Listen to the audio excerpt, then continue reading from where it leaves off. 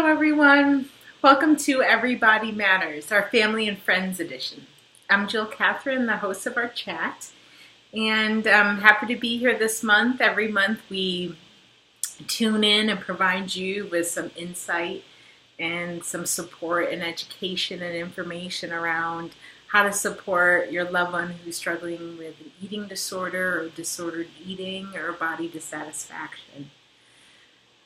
We each month record a different topic that hopefully can be helpful to you, and check our YouTube channel for other videos that we've done through the last couple years. There's some real good eating disorder 101, some basic information depending on where you are at on this journey. Where we are at today and what we now talk about each month are more deeper understandings of the recovery process, and what I like to do is share with you some insights and of what we talk about. Every week we do a live chat with those in recovery, and the conversation is very much about the deeper recovery aspect, discovering who we are, why we're here, using our voice, seeking our truth, redefining what it means to live our life and what we believe is beautiful and powerful, and how we define success, how we define career, how we define everything. Because that is the heart and soul of recovery, is that you learn how to communicate who you are, and you find acceptance and peace that whoever you are is who you're supposed to be. Those of us who have struggled with this disease have been thinking and believing we're supposed to be something else, something other than who we are.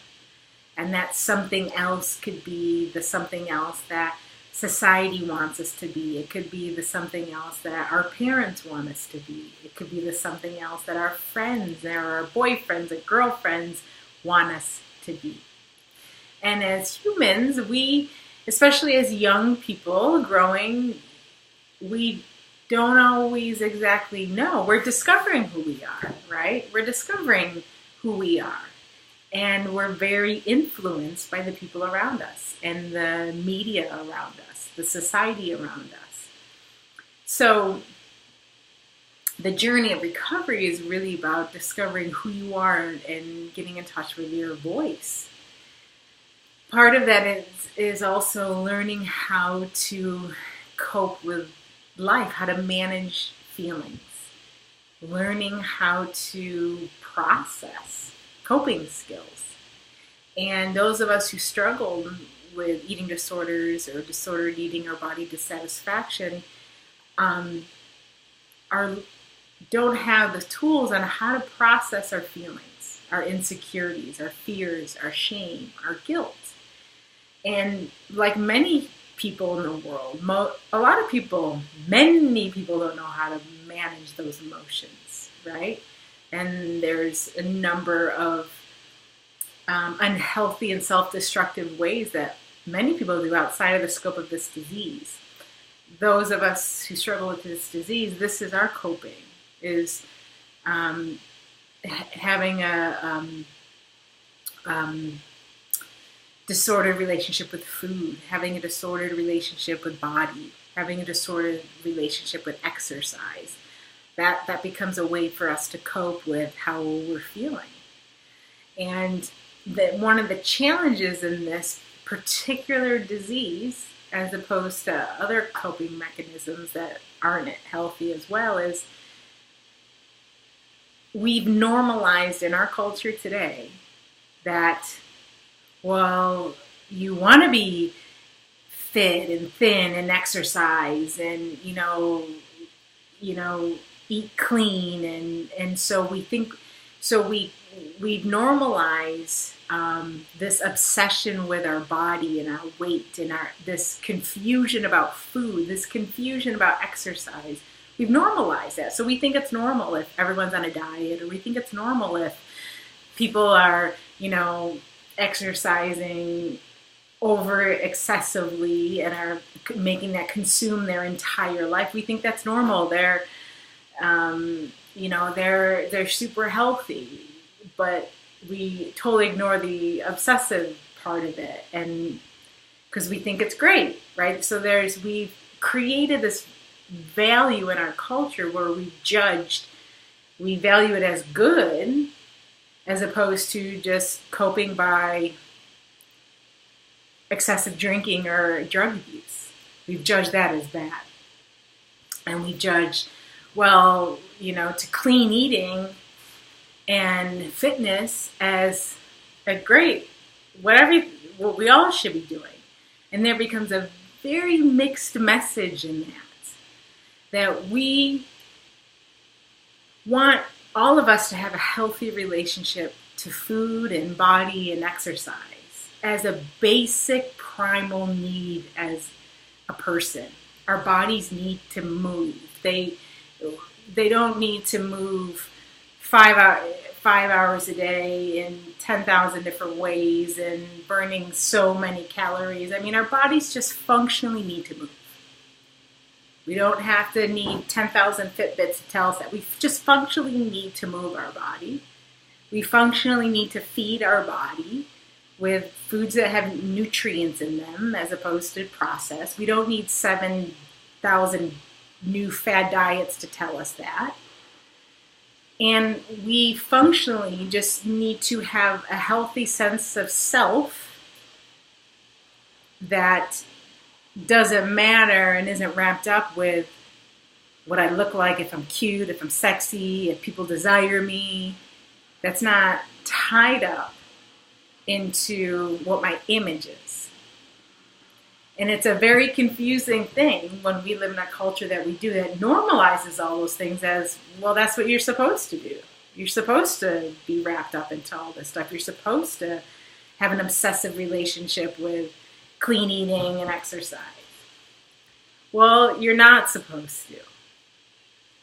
And unfortunately, that has created this really disordered way of thinking and being for much of our culture.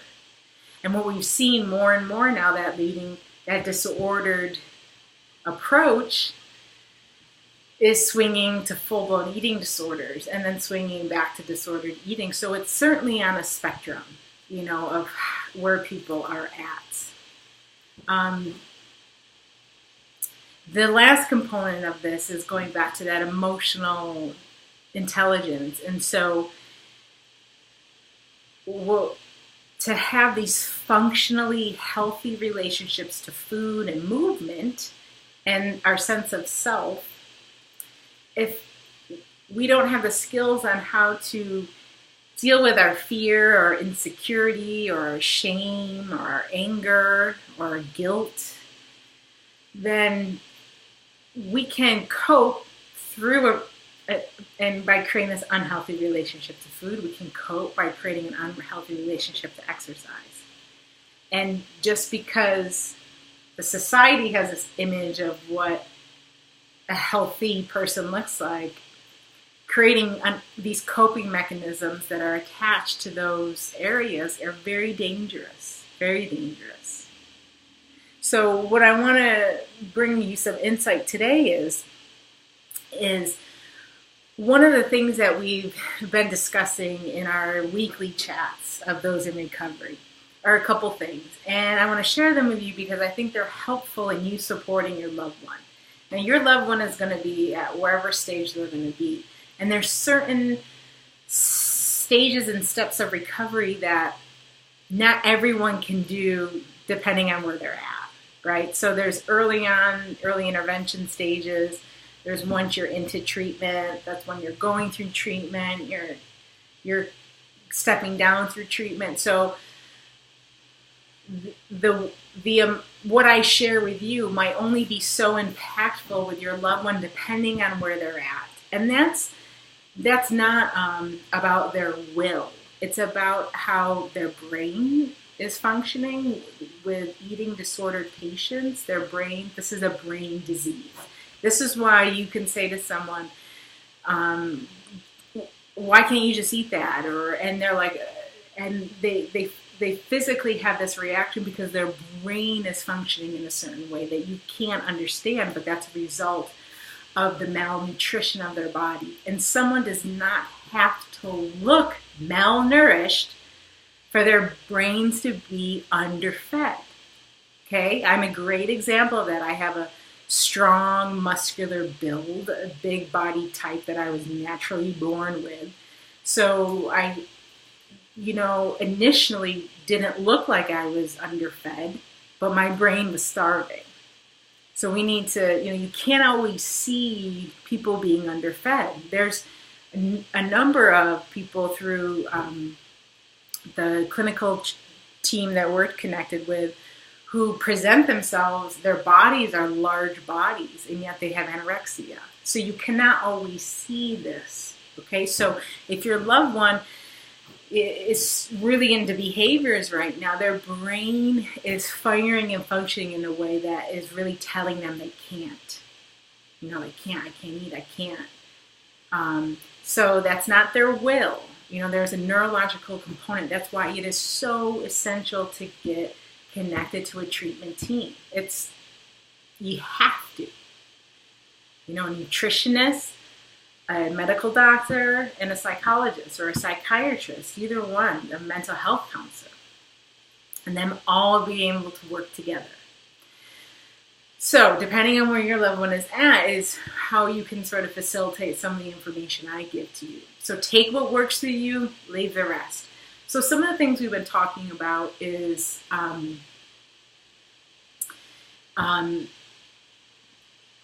the ability to change our perspective, okay? And, I'll more specifically tell you, so what I mean by that. I'm just pulling up something right now, okay. I have people right now we work with who are in the stage of recovery that they've been having treatment. They're working, they've had some good treatment, and now their brains are in a better position, they're better fed, so they're able to make some personal change, right? And one of the things that we find is that those in recovery, they want something to be different, right? They want to feel like they're worthy, they want to feel a sense of confidence, or they want to feel like they're good enough, or they want to feel like they can, use their voice. Like there's this, something they want to be different. And so what we talk about is how the need to change our perspective to something. And so, for example, there's a woman who, she says, I need to change my perspective that I end up feeling not good enough at work. I compare myself to people all the time. I think they're more successful than me. It makes me feel bad about myself. She's like, I need to change my perspective.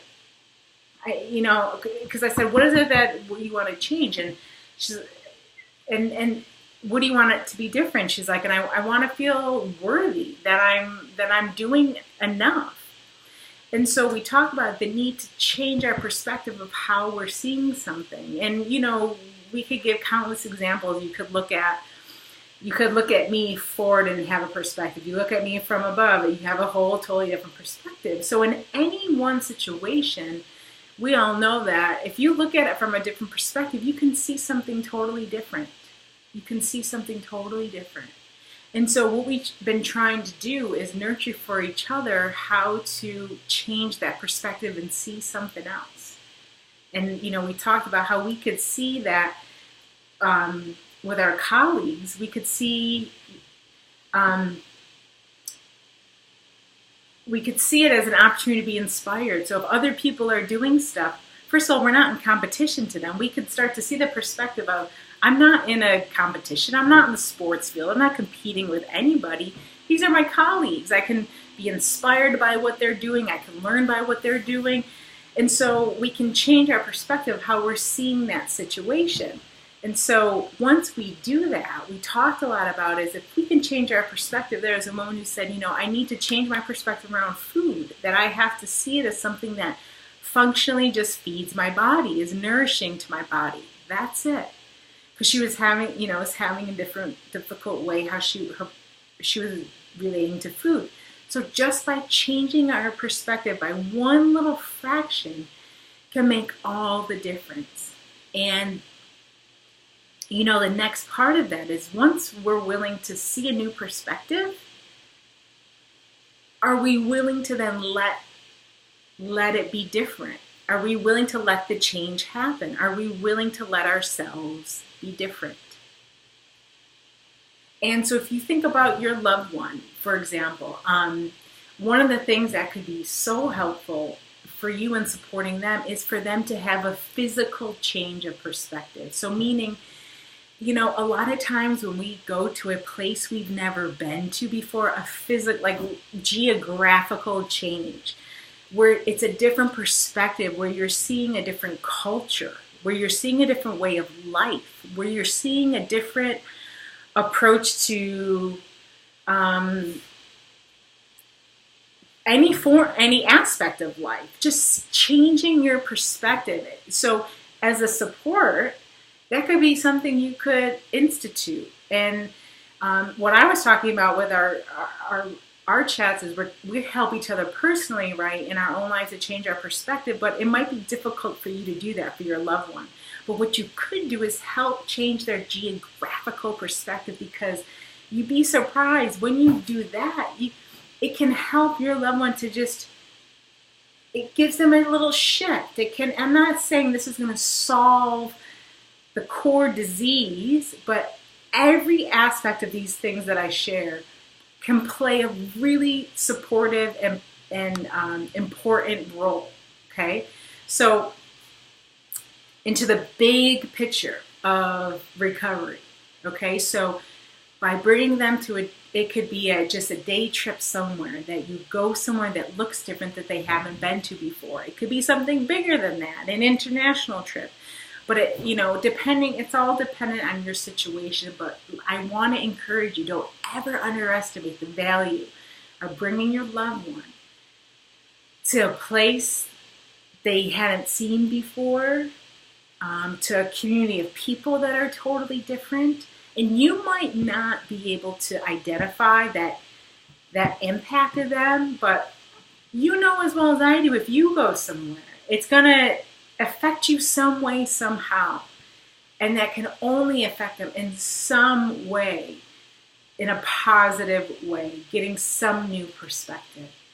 The thing is that you can encourage them to do is, if you find your loved one if they're sharing with you about, things that they want to be different, that they want to feel this way, they want to feel more confident, that, take their lead, whatever they're sharing to you, you can help them and supporting them and letting it be different. The biggest thing for any human, so many people want to make a change. Oh, I want to change this I want to change this, but they don't want to let anything in their life be different. You can't have a change if you don't let things be different in your life. It's an oxymoron. So, with your loved one, if they're wanting something to change, that might impact a difference for it to be made in your family unit. You got to let it be different. That there might be conversations have to be different. That might be potentially around, just language. Language could be a really big thing that might need to be different. And so you can be willing to make those changes. You can support them in letting things be different as well. But really understanding that perspective. Think about this. If your loved one is needing to make some changes, they're going to have to let things be different. You can't make a change by not letting things be different. And that's going to impact you. And are you letting things be different? Are you trying to hold on to what was? Because what wasn't working. Certainly wasn't working for your loved one. So, we talk a lot about you being willing to be flexible and try and remove taking things so personally and just, allowing all of us to learn through this. But I know even with my family, it was very difficult for them to let things be different, because it's like, well, the family was a certain way. I operated in that family. I kind of fell over here with the disease in my recovery. Things had to change for me, and that is going to impact how things are here. And if you resist that, I mean, you can find your truth for the family, but, your willingness to let things be different. Holidays, rituals might change a little bit. And instead of resisting that, it could be an opportunity, a beautiful opportunity for everyone in the family. And that's always an important point to bring home to you, is that, the recovery of an eating disorder can bring about such self-love and inner beauty and peace and a sense of power that if you're willing to grow with it, it can bring a lot to the family. It can bring a lot to you individually. We all can learn from this because we're all humans and we all have flaws and we all have areas that we're insecure, and we all have areas, even as those who don't struggle, that we give our power away, that we think, we would be better or more beautiful or more successful based on all these things. Well, as the person in recovery, you really have to learn how to not believe that anymore and realize your sense of self and beauty and power and success comes from within. It comes from within. You have to be able to hold that within yourself. And that's a really beautiful place to be in, and for all people to sort of be nurtured in a family or in a community in that way. For them to be who you are, express your true selves, to be compassionate, kind, and to know that you value no matter what you look like, no matter what size you are, no matter, what your title is. Because those are all external things, right, that can change. Where, recovery is about getting a sense of who you are that doesn't change no matter what happens on the outside. Okay? It can be affected by it, but doesn't necessarily change. So, helping them to have a new perspective, letting things be different are really important. And, here's another thing we've been talking about is the concept of body neutrality. And I think this would be really important to bring into the conversation with your loved one in a way that makes sense. And here's what I mean. Certainly body dissatisfaction is some component of an eating disorder, right? And some component of just many people in the world today. There's a lot of language around, and I've used this much, is around learning to love your body. Okay? And what that really means is learning to love who you are.